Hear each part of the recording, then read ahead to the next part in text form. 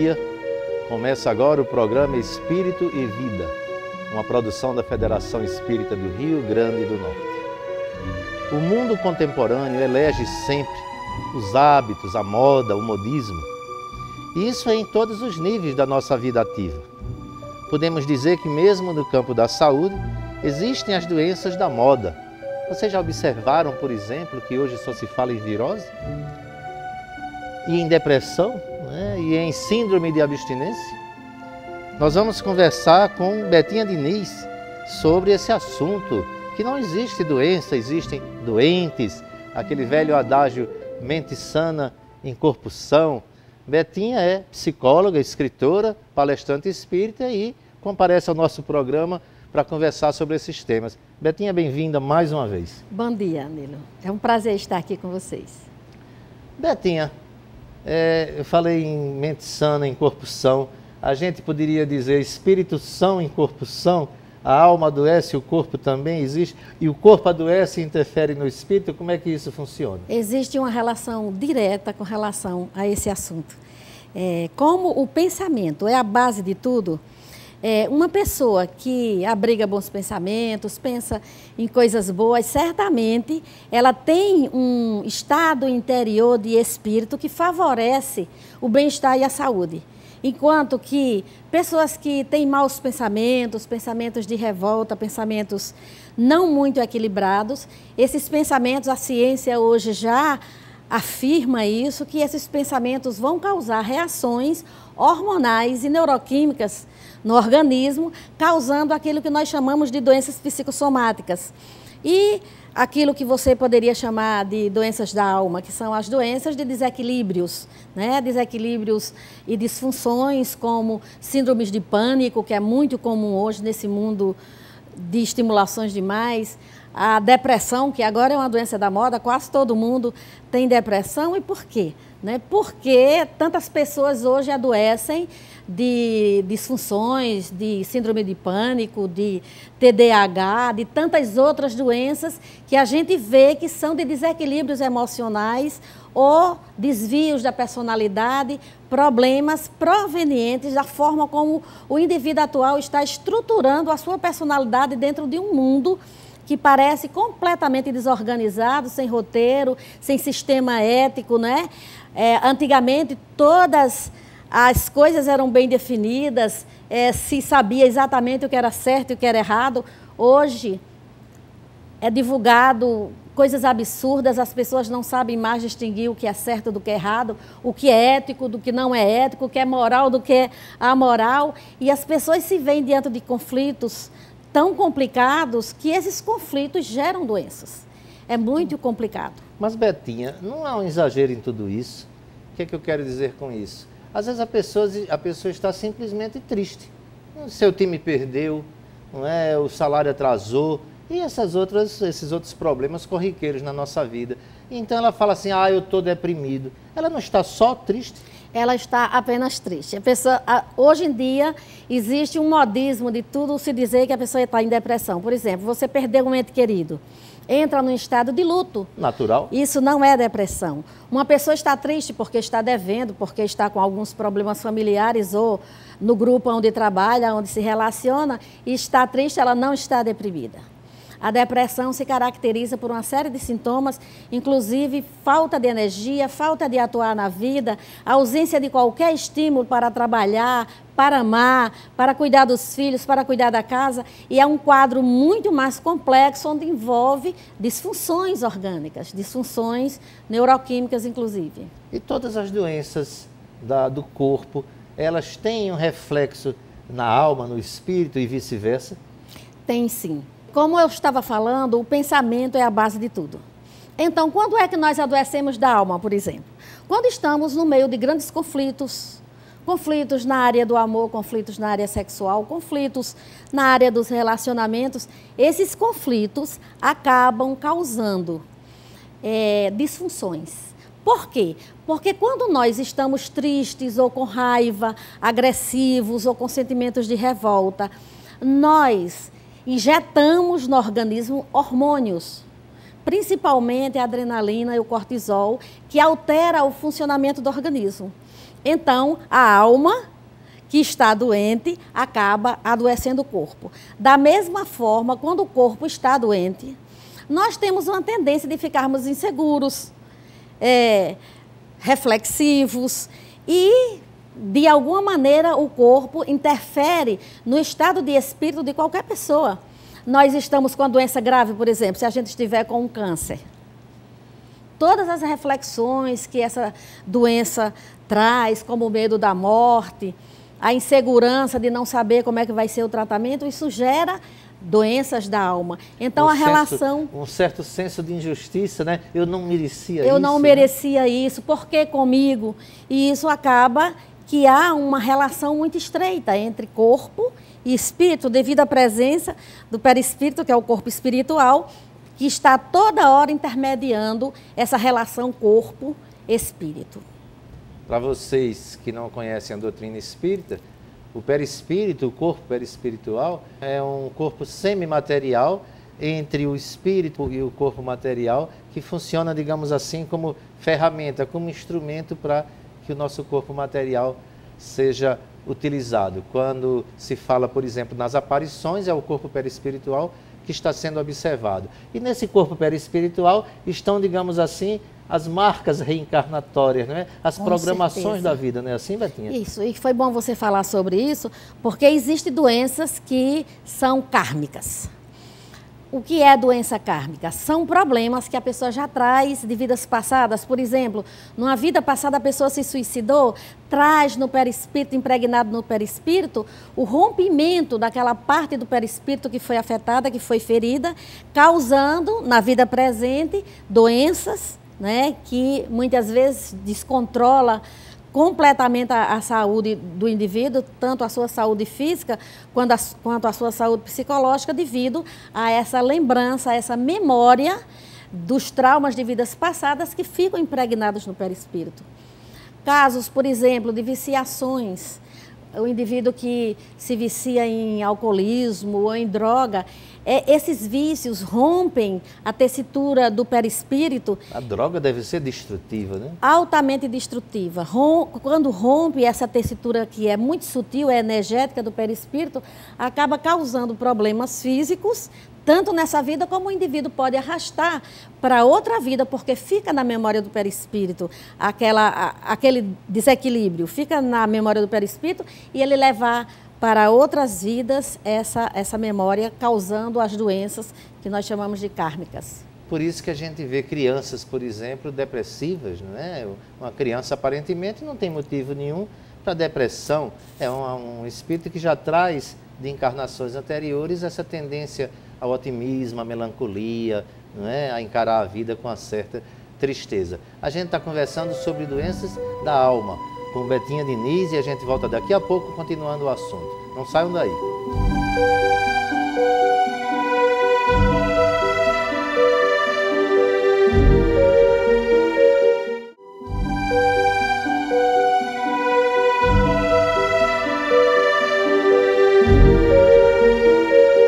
Estamos de volta com o programa Espírito e Vida e a nossa convidada de hoje, a psicóloga Elizabeth Diniz. Betinha, duas perguntas em uma. Há sinais físicos, há uma sintomatologia da depressão e desdobrando noutra pergunta, a síndrome de pânico não é a depressão no seu paroxismo, no seu ênfase? Sinais evidentes de que a pessoa está em depressão é a queda dos ombros, a pessoa tem uma tendência de proteger o chakra do coração, né, para se proteger da angústia que ela tem, o olho fica sem vida porque o espírito se retrai, a pessoa fica com menos cor na pele, a pele fica pálida, porque o sangue foge da periferia do corpo, vai para as vísceras, porque a pessoa se retrai.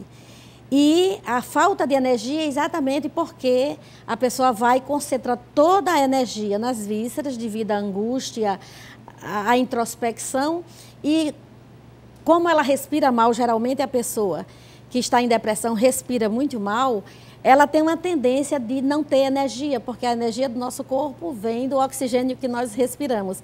Então, como ela respira muito mal, a primeira tendência quando uma pessoa está depressiva é se contrair, se encolher e respirar minimamente. Então, a falta de energia do depressivo é exatamente porque ele não respira bem. Por isso que nós recomendamos às pessoas que estão em depressão sair, passear, caminhar, praticar algum esporte para o oxigênio ser assimilado com mais abundância e a pessoa voltar à vida. E há também um certo desleixo, né? Na higiene, na arrumação. Porque ela perde a vontade de viver. Ela não tem mais vontade de viver. Ela se retira da vida. Com relação à síndrome de pânico, o quadro é completamente diferente. Na síndrome de pânico, a pessoa está com medo, com muito medo da vida, é diferente da angústia e da tristeza do depressivo. É uma pessoa com medo, é uma pessoa sensível, muito sensível aos estímulos externos, e como o mundo atual tem muito estímulo, notícias ruins, notícias de assalto, é tanta coisa, que a pessoa entra num estado de medo muito grande. Quando você está com medo, o que é que você sente, né? A primeira tendência é uma grande quantidade de produção de determinados hormônios, né? Onde a pessoa sente taquicardia, sente pânico. Um friozinho na barriga. O frio na barriga, o pânico, porque o medo é normal, todos nós temos, é diferente do medo da síndrome de pânico. A pessoa tem aquela sensação de morte iminente, ela tem aquela sensação de que vai morrer. E exatamente porque ela deixa de respirar. Quando a gente tem um susto, a gente faz e deixa de respirar. Então, quando ela está nesse estado, ela deixa de respirar e fica sufocando. O coração sente que se ela não respirar, ele vai ter dificuldades, ele começa a bombear mais sangue, a pessoa tem taquicardia e tem aquela sensação de que vai morrer. E é tudo causado pela mente dela. A mente tem um comando A mente enorme, é fantástica. Não é verdade? O suicídio também é o ápice de uma doença da alma? A pessoa que chega num estágio de desespero, que ele começa a pensar na morte, é necessário que ele não tenha apoio nenhum. Ou ele seja uma pessoa muito trancada, que não desabafa, não conversa, para ele chegar num grau desse de desespero. Mas existe uma coisa que é invisível aos olhos, que não estão habituados a ver, que é a questão obsessiva. A maior parte das pessoas que se suicidam, elas são influenciadas por espíritos inimigos, que de alguma... Perseguidores, né? Perseguidores, que de alguma maneira ou de outra se aproveita daquele momento de fragilidade da pessoa para começar a incutir ideias de suicídio. Se essa pessoa recebe apoio de familiares, de amigos, da sua religião, ela pensa duas vezes. Nós que somos espíritas, nós sabemos que não é matando o corpo que nós morremos. E nem resolve nossos problemas. E nem resolve os nossos problemas. O suicida geralmente tem problemas muito mais graves quando chega do outro lado da vida, e certamente que ele vai sofrer lá muito mais do que está sofrendo aqui.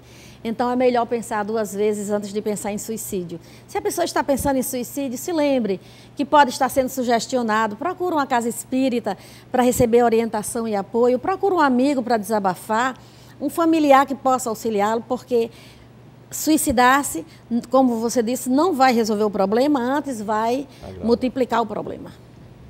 Eu acho que os telespectadores estão se fazendo essa pergunta em casa e eu vou fazer para você. Como é que o Espiritismo pode ajudar essas pessoas que se encontram enfermos da alma e da mente? A solução é a reforma moral. Quando Jesus trouxe o Evangelho, com a sua moral evangélica, ele sabia o que estava fazendo.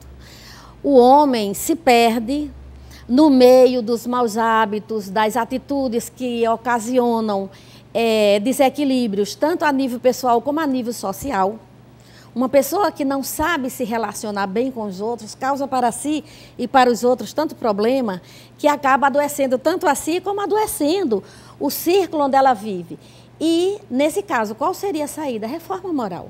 Uma pessoa que vive voltada para boas leituras, bons pensamentos, que ora, que vigia os próprios pensamentos, que educa as próprias emoções, ela não chega a desequilíbrios que cheguem a extremos onde ela se desequilibre e cometa atos impensados. Eu acho que a moral, tanto o estudo de regras morais como a prática da moral, está longe de ser apenas uma questão ética e religiosa. É uma questão de civilidade, de você aprender e saber como viver em sociedade, como aprender a respeitar os outros e se respeitar também, respeitando regras e normas que a sociedade traz para que a gente conviva bem, para que a gente conviva em paz. E hoje é uma questão de sobrevivência.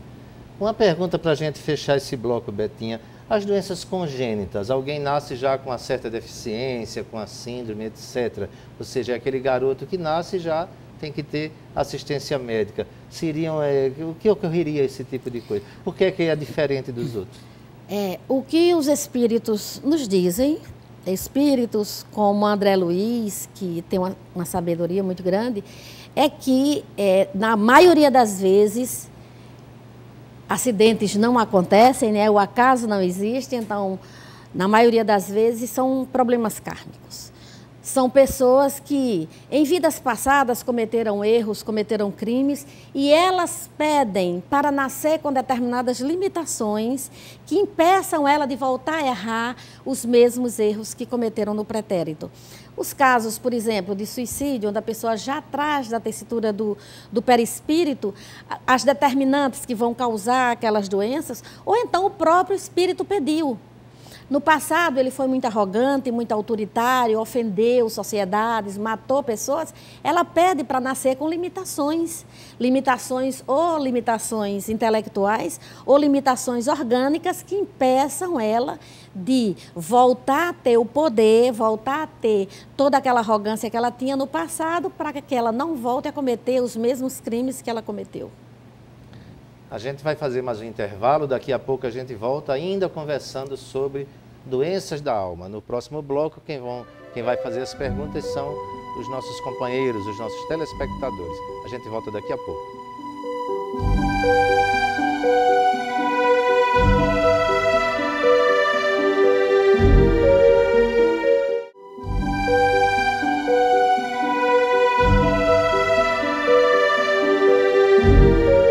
Estamos de volta, ainda conversando sobre as doenças da alma. E a nossa convidada de hoje, a nossa interlocutora, é Betinha Diniz, psicóloga e nossa amiga particular. Betinha, agora você vai responder as perguntas dos telespectadores.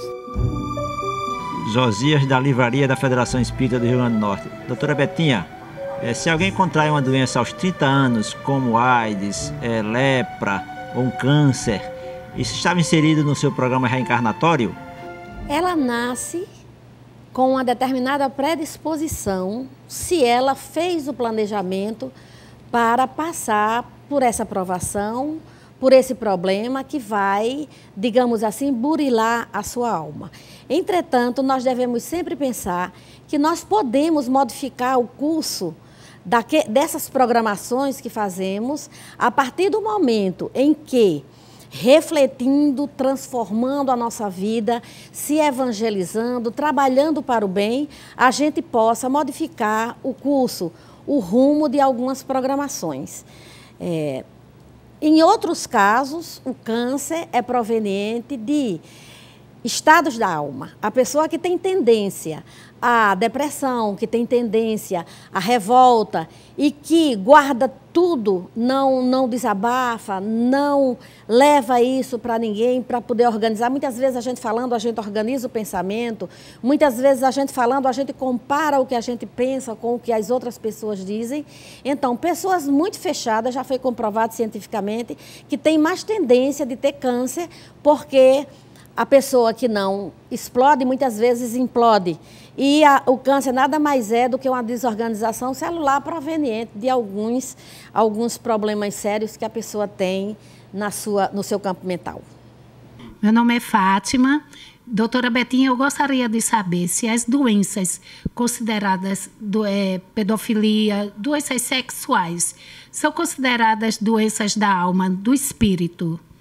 Existem as doenças físicas e as doenças morais. As taras sexuais e outras taras, problemas de revoltas, problemas de frieza emocional, que causa a psicopatia, que gera, junto com a psicopatia, uma pessoa perversa que faz maldades, que faz coisas que trazem sérias consequências e ele não tem culpa, tudo isso são doenças da alma. O espírito também adoece diante das revoltas, dos traumas que ele não aceita, das provações que ele se revolta, ele acaba sendo invadido por uma série de pensamentos negativos, levando à deformação do modo de pensar, do modo de ver a vida. E quando essa deformação vem sentimentos ruins, como sentimentos de vingança e outros sentimentos que são terríveis, que acabam causando essas doenças e esses desvios que o indivíduo usa para se vingar da sociedade, para se vingar dos parentes que o magoaram, que o ofenderam e que, infelizmente, ele não soube suportar. Bom, meu nome é Luiz Carlos.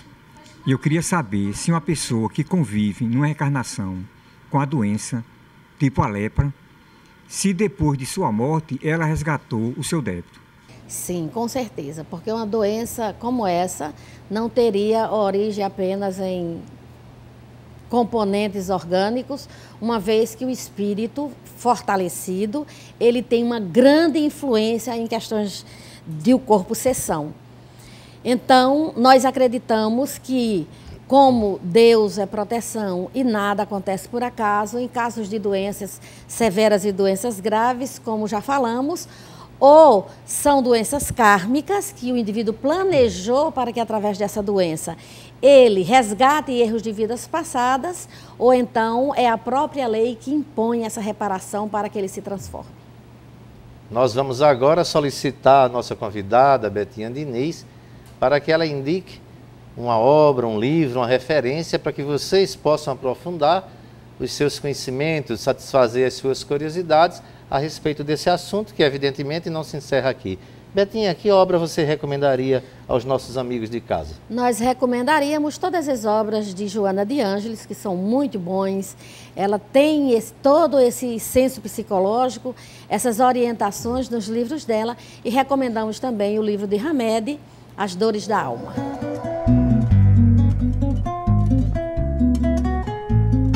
Muita paz a todos. Com o maior prazer estamos aqui mais uma vez no programa Espírito e Vida, no momento chamado Dicas de Leitura, onde nós iremos indicar algumas obras relacionadas aos temas do programa, em que nós temos particular afeição e gostaríamos de dividir com os telespectadores essas nossas dicas de leitura.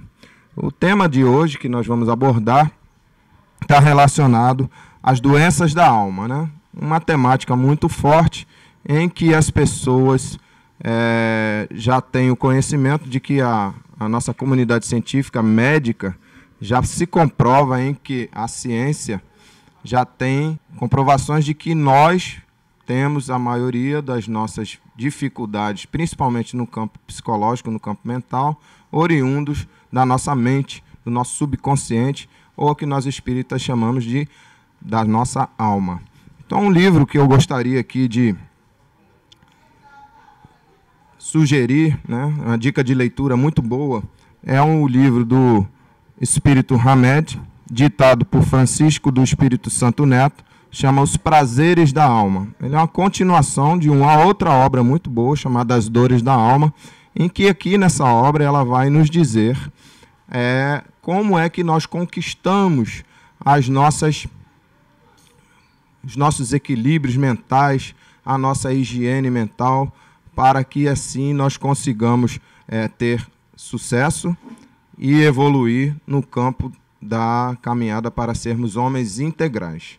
Esse livro é um livro bastante simples, curto e muito profundo, no aspecto de que ele nos vivencia os objetos de estudo dos potenciais humanos, a qual o autor denomina prazeres da alma, que é a sabedoria, a alegria, a afetividade, a coragem, autoconhecimento, lucidez, compreensão, amor, respeito, o desapego, compaixão e outros tantos. Então, nós temos aí essa dica de leitura, esperamos que vocês gostem, se aprofundem. É um livro gostoso de ler, muito fácil, simples, não é muito grande E isso, por si só, já traz uma facilidade para que nós nos aprofundemos nesse tema tão importante do programa que abordou hoje. Muito obrigado pela sua presença em nosso programa, Betinha. Nós é que agradecemos. E agradecemos a vocês também que nos assistem, a companhia, o prazer de estar com vocês todos os sábados de manhã. Entrem em contato com a equipe do programa através do e-mail espiritoevida@redeTVRN.com.br. Um fim de semana maravilhoso e até o próximo sábado, se Deus quiser.